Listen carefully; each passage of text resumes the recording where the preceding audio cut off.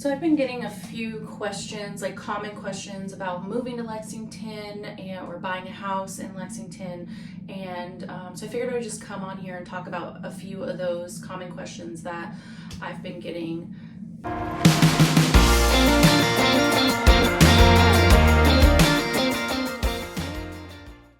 Hey, I'm Crystal Jennings. I'm a local realtor here in Lexington, South Carolina.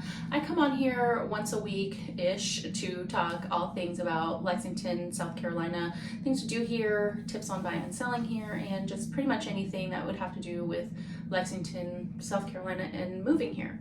So I want to get started with some of the common questions that I've been getting. So I have my laptop here with my questions and answering some of these things that people are wondering.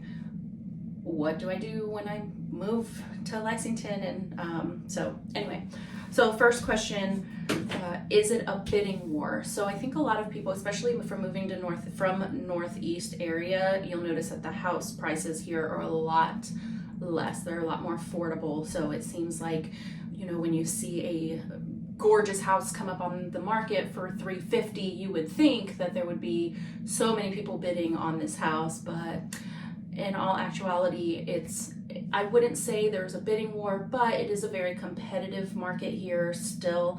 So it's more about making sure you put in your best offer possible with your situation and strategizing what is going to be the strongest offer, especially if you're going in on something that's more of a competitive price point that first-time home buyers and investors are probably also putting offers in on.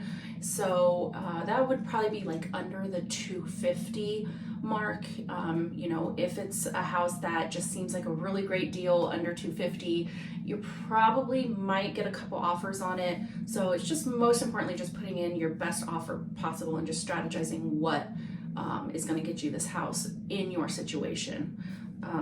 A lot of times I'll see people, especially when they put in their first offer, they want to kind of lowball and see what kind of deal they can get.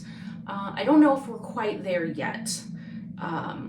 You might find your very rare occasion time that you can lowball and the sellers are going to just give in and go that low, because it is still pretty competitive here. But as far as bidding wars back and forth, not so much. Can I find lots with lots of acreage and no HOA in Lexington? So I won't say that they're impossible to find. I will say though that they're not very common. A vast majority of properties here in Lexington, especially on the 072 side of Lexington, is new neighborhoods, new builds, and the lots are not as big and they're going to have HOAs. They really, really love their HOAs here. I'm not going to get into HOAs, that's a whole nother video, but I do see the pros and cons of HOAs, but a lot of people moving here, they're not really used to it where they're from and they really want to stay away from them. But in my opinion, they're not so bad, but I do understand the people that don't want the HOAs, and it is possible to find them here in Lexington. What does the process look like moving from out of state? So I wouldn't say that moving from out of state is as easy as moving right down the street. Obviously, you have to move your things, you have to transfer your job, there's a lot of things that go into moving from out of state. I wouldn't say it's as difficult as what one might think. You can do a lot of things remotely. We can put in offers remotely. You can pick out your house remotely. A lot of times with my out-of-state relocation buyers, I will do video tours for them. They get a pretty good idea of what they're getting. I definitely always recommend that you come down and look at the house that you're buying, just to make completely sure, but sometimes that's just not possible. Sometimes with your schedule, with your work schedule, with your families, it's just not possible to make several trips down. So I really do my best to get good video footage, and as well as the surrounding area and the neighborhood, shopping areas that's around, so you get a good idea of where you're moving to. And I definitely would recommend getting a hold of somebody, ideally me, that lives in the area that can help you and answer your questions and kind of give you an ideas of different areas to look, you know, because there's a lot of different areas around Lexington and each one is a little bit different and it just depends on what you're looking for. Setting you up on an automated listing email so that you get listings in the price range that you're looking for. It gives you a better idea of what you're looking for when it's time to buy, and just prepares you for the market and prepares you of what you can potentially live in the future. Any ideas of where to start? So I kind of just answered that, where to start if you're moving from out of town, you're moving to Lexington. Like I said, coming down and taking a look at different areas, getting started early. I have some clients that I'm already working with 1-2 years out because it's just educating yourself about the area and where you want to be, and you know, watching videos like mine or other videos, joining Facebook groups that have to do with the town you're moving in. We have like a moving to Lexington, a moving to Chapin, a moving to Irmo, Columbia.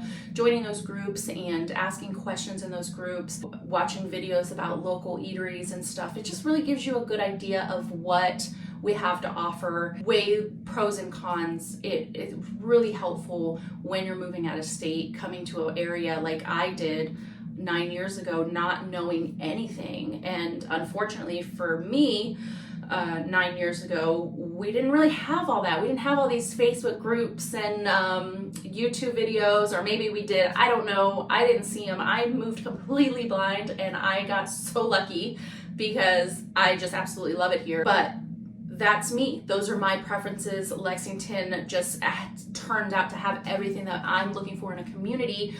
For some people, it might not be. For some people, they might be looking for something more rural, or they might be looking for something more city-like, something more walkable.